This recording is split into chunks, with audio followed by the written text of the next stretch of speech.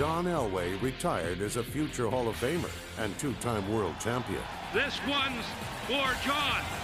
But it might not have been as a Bronco, if not for a dramatic turn of events. A standout at Stanford, Elway was the most coveted player in the 1983 draft.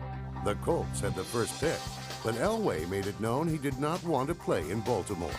I want to give myself the best chance to be the best quarterback that I could, and I looked at that organization and what they were doing, and I didn't think that that was going to give me the best chance to show off my talent. Not show off my talents, but to win a Super Bowl and to win as a football team. The Colts considered several trade offers before draft day, but would only give up the rights to Elway for a fistful of first-round picks. He was the best prospect I had ever seen. So if I was going to trade him, it was going to be for the greatest trade in the history of pro football.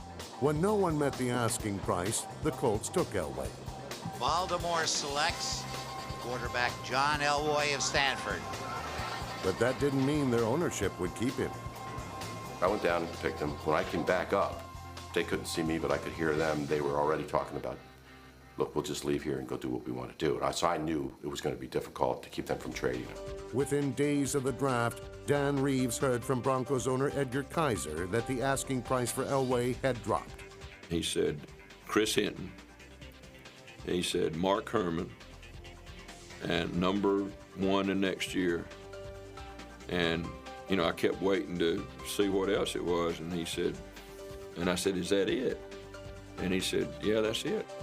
The deal was done, with the Colts GM and head coach kept out of the loop. I didn't find out about the trade until they broke into the NBA playoffs with a press conference.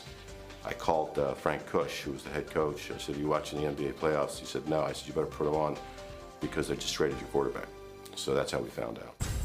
Baltimore acquired linemen Chris Hinton and Ron Solt, and quarterback Mark Herman, none of whom came close to matching the franchise player the Colts might have had in Elway. It was nothing against the city of Baltimore or anything like that. It was just a matter of what I had to do what I thought was best for John Elway, and that the situation at Baltimore was not better than the situation I had with baseball. The situation with Denver wouldn't have happened if not for the leverage Elway had in baseball.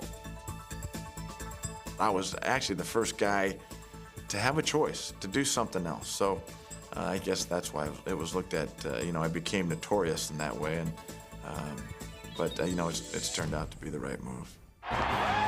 In the eyes of their loyal fans, the Colts made the wrong move 1 year later, sneaking out of town under cover of darkness and relocating to Indianapolis.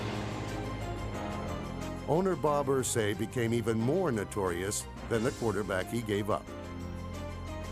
John Elway was the loss that a failing but once proud franchise could not survive.